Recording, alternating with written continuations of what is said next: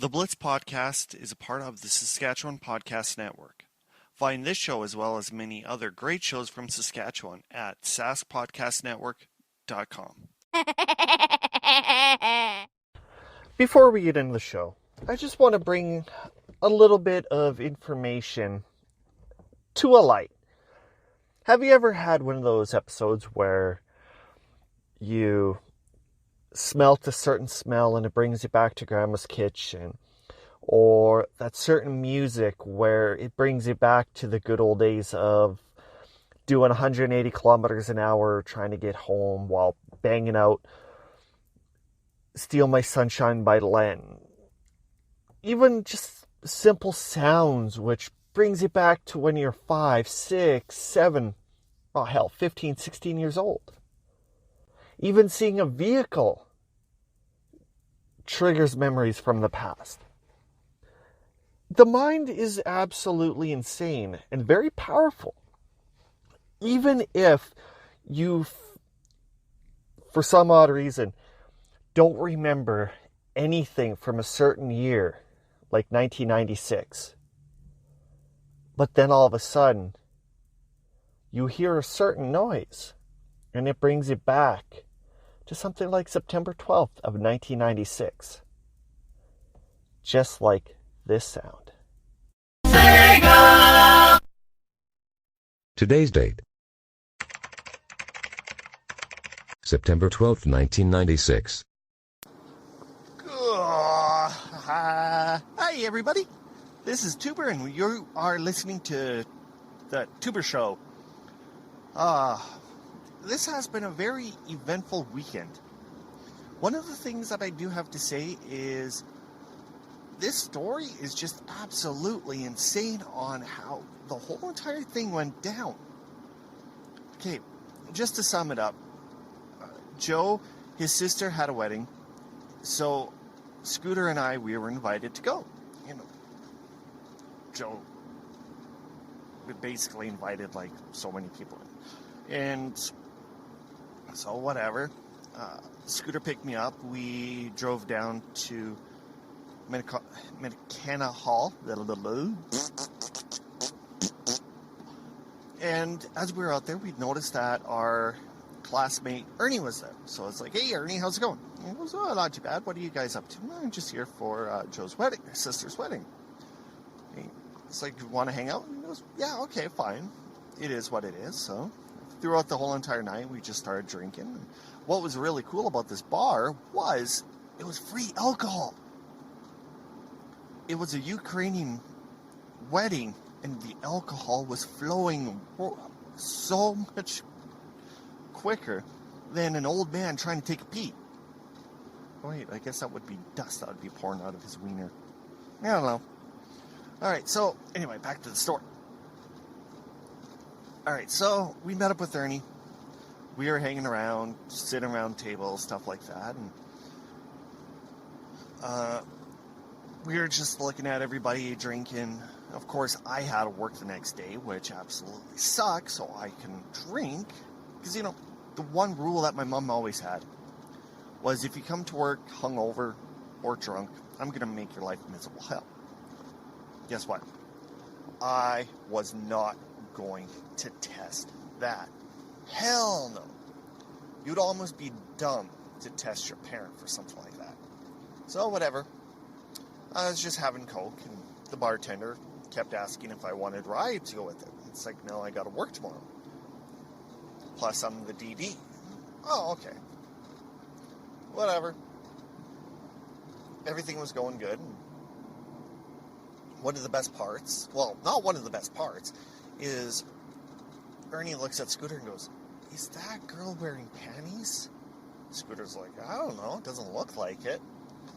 And let me tell you, this girl's dress was so tight, any kind of like bra or panties, you would have seen it. But of course, there was like nothing there. So Joe walks over and goes, hey, how are you guys doing? Are you enjoying the night? It's like, oh yeah, we're having fun. Ernie, he was just sloshed. He's like, oh yeah, man, woo, great party. The Scooter, you know, he was feeling it, but I don't think he really wanted to get drunk that night.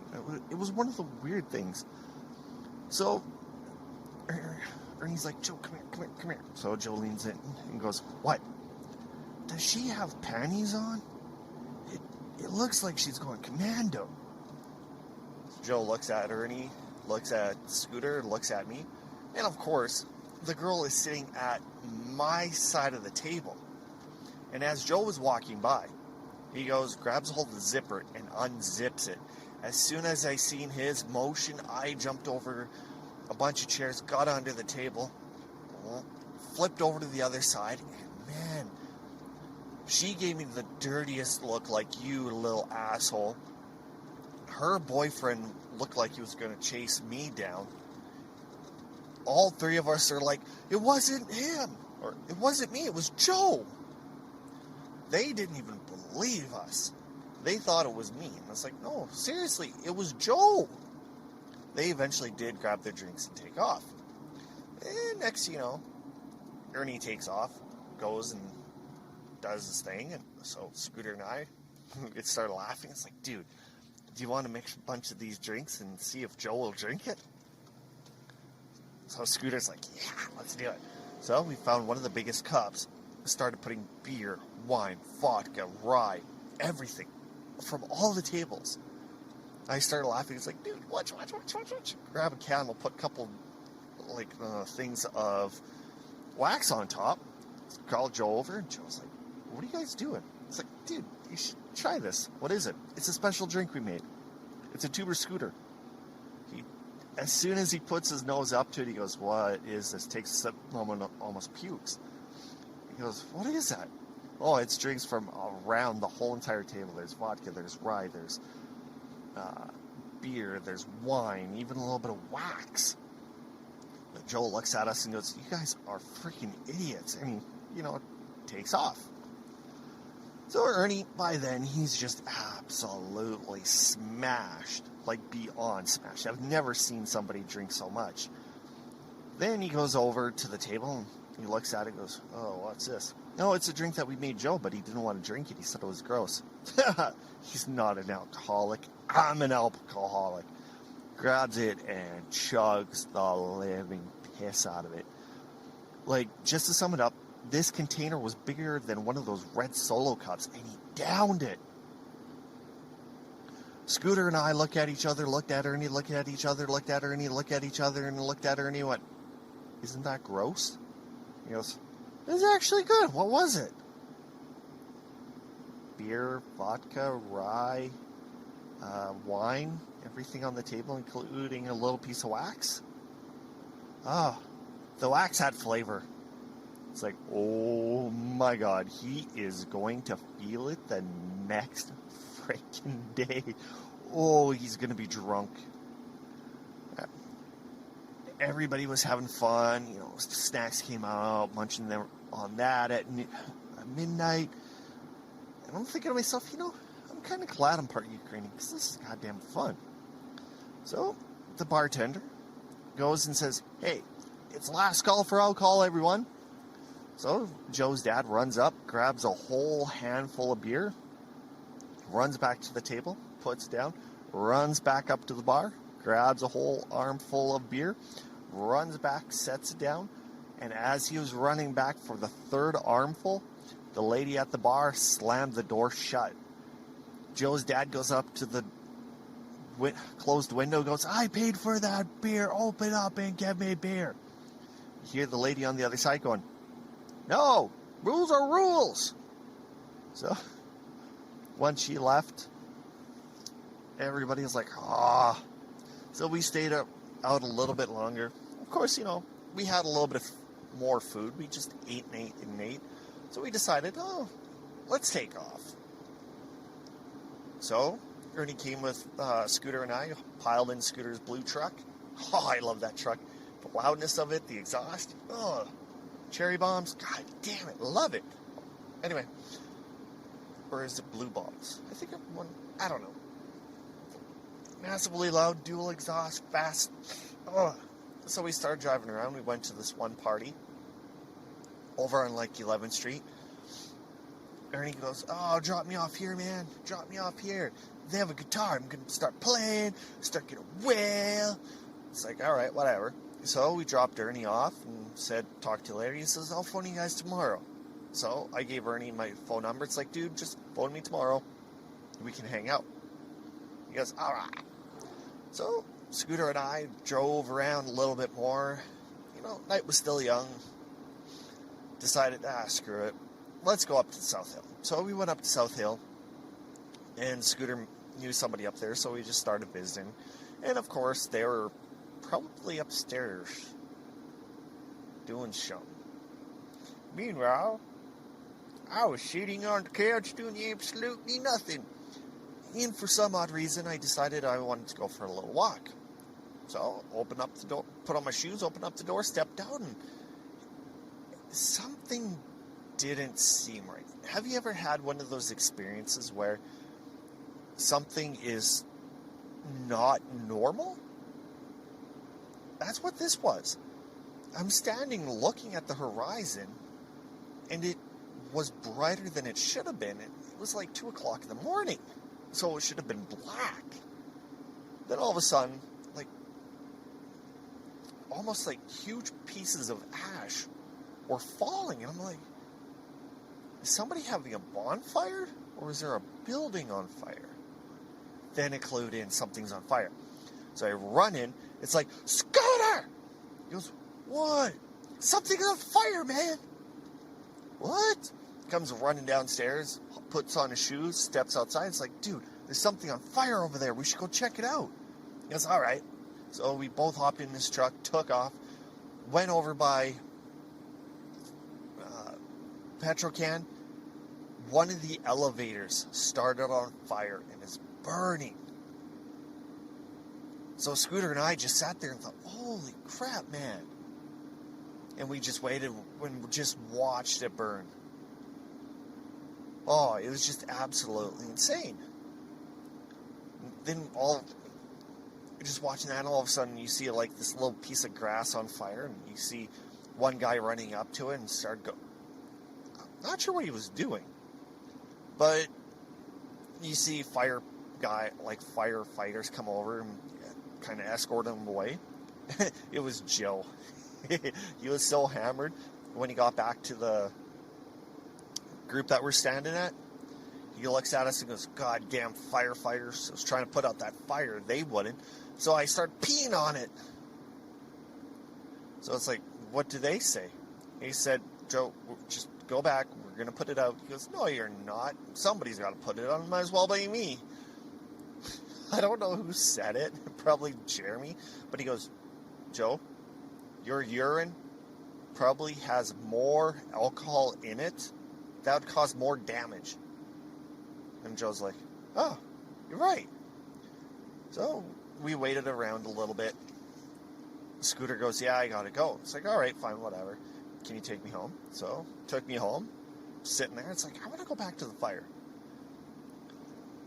At that time, I went, borrowed somebody's car, drove down, and I got back to the group. The group looks at me and goes, oh, where'd you go? It's like, I had to go and get a vehicle, come back and start watching, because Scooter had to go home. Oh, okay. Joel looks around and goes, you know, F this. I'm going to go get some marshmallows. Someone drive me to Sev. So, they piled in a car, took off. 20 minutes later, came back with marshmallows. Walks up to the fire with this huge stick and a bunch of marshmallows. Started roasting the marshmallows. And the firemen started walking towards Joe. And you can hear him yell, I'm roasting marshmallows, leave me alone. So next, they start escorting back to the group again. And it said, if you don't stay away from that fire, we're going to have to arrest you. And he goes, so a bunch of them had like super marshmallows. Oh, no issue on my behalf. And I just stood there and just absolutely watched and watched and watched. This went on for a long time. And about 6 o'clock in the morning, when I realized what time it was, it's like, oh crap, I got to work. So I decided I'll just go home. Hopped in the car, dropped it off at the place, went to sleep, woke up. Friggin' Bud decided that he was going to play, so I had like next to no sleep. And whatever, it is what it is. Went to work, worked my 5 hours, discussed everything with my co-workers about the fire and what it was, what it is, talked about the old other places that were on fire over by Railway, on how it was just cold nights. Next thing you know, people were watching it from the bars, all the businesses, and realized there was a lot of things that could have went wrong, especially being so close to the gas station. But of course, everything turned out actually really, really well. No explosions, stuff like that. So I went home, sat around, played a little bit of hockey on Sega Genesis. And my phone rings.